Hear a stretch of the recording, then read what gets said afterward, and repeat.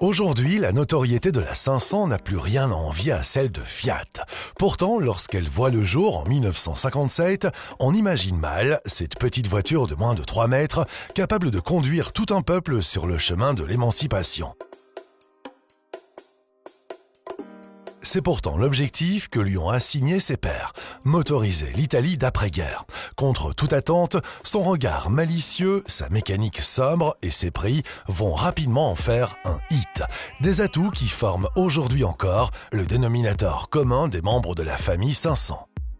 500, 500C, 500L, 500L Trekking et même une version Abarth. Désormais, la 500 est bien plus qu'un modèle, c'est une marque dans la marque et avec un fameux capital sympathie.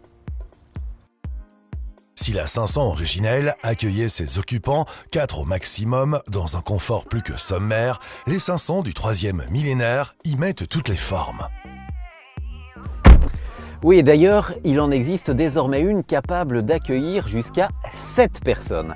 Mais ce qui plaît surtout à bord de la 500, ce sont les petites attentions, comme ce système multimédia hyper complet avec connectivité Bluetooth, mais aussi avec connexion pour iPod ou simple MP3.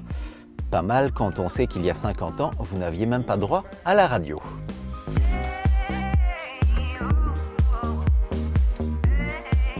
Et on ne vous parle même pas de l'évolution en matière de sécurité.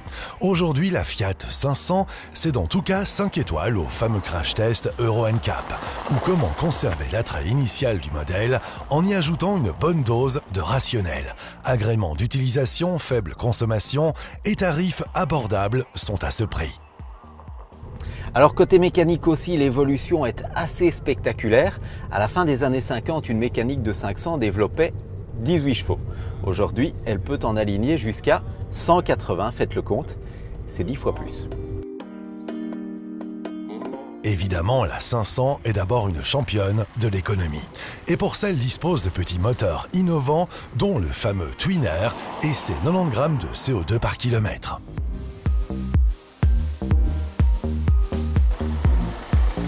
Et Anne, dis, elle se débrouille bien la petite, enfin la grande.